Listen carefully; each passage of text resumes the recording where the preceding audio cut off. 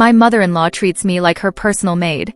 She orders me around, criticizes everything I do, leaves her dishes for me to clean, and she calls it tradition.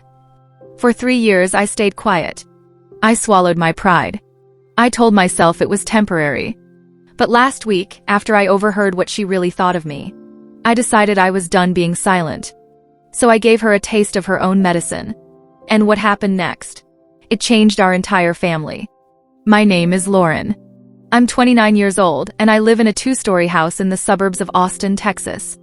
When I married my husband Daniel 4 years ago, I thought I was marrying my best friend. And I was.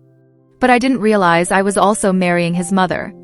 Daniel's dad passed away suddenly about 6 months after our wedding. Heart attack. It was devastating for the whole family. His mom, Patricia Collins, everyone calls her Mrs. Collins, was lost. Heartbroken. Scared to be alone. So Daniel suggested she move in with us. Just temporarily. Until she got back on her feet. I agreed. Of course I did. She was grieving. She needed family. I thought it would be a few months. Maybe a year. It's been 3.5 years. At first, it was fine. She was quiet. Kept to herself. Grateful for the space and the company. But slowly, things started to shift. She stopped asking if I needed help with dinner. She started telling me what to make. She stopped tidying up after herself. She started leaving her coffee cups on the counter, her laundry in the hallway, her newspapers spread across the dining table. And when I'd politely mention it, she'd smile and say, "Oh, honey, I'm sure you'll get to it." Like I was the housekeeper. Like this wasn't my home too. It got worse. Every morning, she'd come into the kitchen while I was getting ready for work and hand me her empty mug.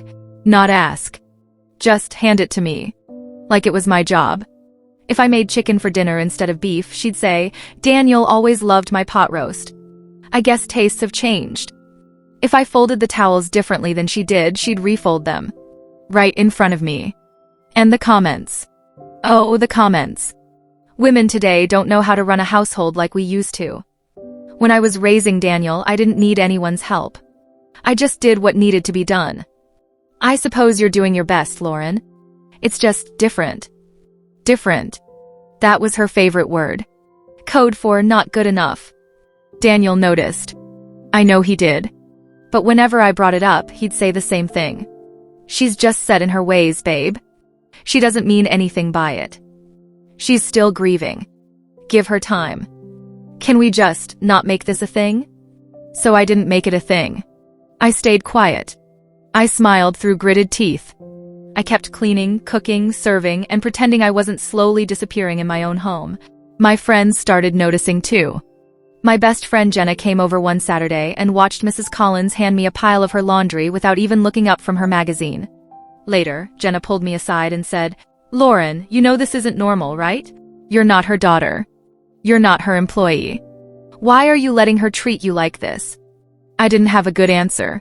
Because the truth was, I didn't know how to stop it without causing a huge family explosion. And I loved Daniel. I didn't want to make him choose between his wife and his mother. But I was drowning. Everything came to a head 3 weeks ago. Mrs. Collins decided to host a dinner party. For her church group. At our house. She didn't ask me.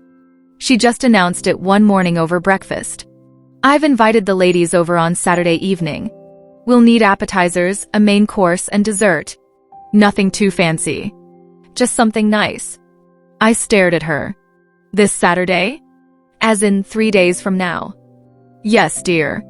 I thought that would give you enough time." "Patricia," I said carefully, "I work full-time. I was planning to." "I'm sure you'll manage," she said, smiling. "You always do." Daniel said nothing. So I managed. I took time off work. I cleaned the entire house top to bottom. I made honey-glazed salmon, roasted vegetables, homemade rolls, and a 3-layer lemon cake. The dinner itself was beautiful. The ladies raved about the food. Mrs. Collins soaked up every compliment. "Oh, thank you." Yes, I made sure everything was just right. She made sure. Not, "Lauren worked so hard." Not, "My daughter-in-law is an amazing cook."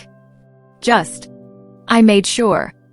I stood in the kitchen, washing dishes while they laughed in the dining room, and I felt invisible. And then I heard it. One of the women asked, "Patricia, how do you manage to keep everything so lovely?" And Mrs. Collins laughed. That light, airy laugh she does when she's pleased with herself. "Oh, it's easy when you have help. Lauren's finally learning her place. It just takes some women longer than others." My hands froze in the soapy water. The other women laughed. Politely. Awkwardly. But Mrs. Collins? She meant it. I stood there, trembling, soap suds dripping from my hands, and something inside me just snapped. I wasn't sad anymore. I was done. The next morning, I woke up with a plan. If Mrs. Collins wanted to treat me like hired help, then fine. I'd show her exactly what it felt like to not have help. I started small. When she handed me her coffee mug that Monday morning, I smiled sweetly and said, "Oh, the dishwasher's right there. Just pop it in when you're done." She blinked at me, confused. But I was already walking out the door. That evening, she left her dinner plate on the table like always. I cleared Daniel's plate and mine, and left hers sitting there. "Lauren," she called from the living room. "Did you forget something?" "Nope," I called back. "Just figured you'd get it when you were ready." Daniel looked at me. I looked at him. "What?" I said innocently. "She's an adult." By Wednesday, she was starting to notice. Her laundry sat in the basket. Unfolded.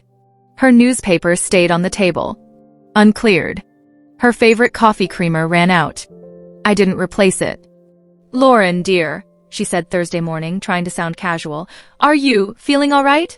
You seem a bit distracted." "I'm great," I said brightly.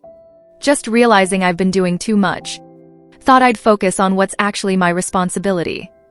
"Your responsibility?" "Yeah. You know. My job.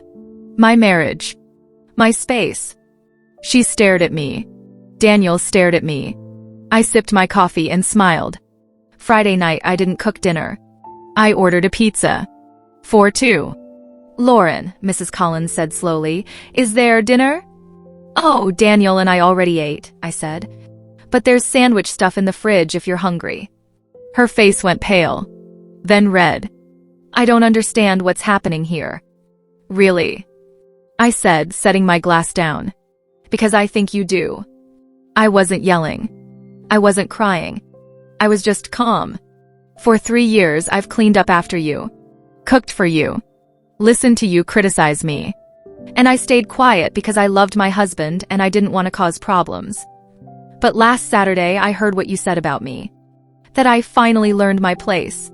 Her face went white. "I am not your maid, Patricia. I'm your daughter-in-law. And this is my home, too." She opened her mouth. Closed it. Opened it again. Daniel, for the first time in 3 years, spoke up. "Mom," he said quietly, "Lauren's right." She turned to him, shocked. "I should have said something a long time ago. But I didn't want to hurt you. I thought you'd eventually adjust. But you haven't. And I've let you treat my wife like she doesn't matter. And that's not okay." Mrs. Collins sat down slowly, her hands shaking. Her voice cracked. "I didn't realize." "Yes, you did," I said gently. "You just didn't think I'd ever say anything." That night, she didn't come out of her room. The next morning, I woke up to find her sitting at the kitchen table. She'd made coffee. Toast. Eggs. For all 3 of us. "I'm sorry," she said quietly when I walked in. I sat down across from her. "I've been living in my grief for so long," she continued, her voice shaking, "that I forgot you were grieving too. You lost your home. Your privacy. Your peace." She looked up at me, tears in her eyes. "I thought if I kept things the way they were when my husband was alive, I wouldn't feel so lost. But I pushed that onto you. And that wasn't fair." I reached across the table and took her hand. "I'm not asking you to leave," I said softly. "I'm just asking you to see me. To respect me. To treat me like family." She nodded, wiping her eyes. "I can do that." And slowly, things started to change. She started cleaning up after herself. Asking before making plans. Complimenting my cooking instead of critiquing it. One Sunday, she even asked me to teach her how to make my lemon cake. We laughed. We cried.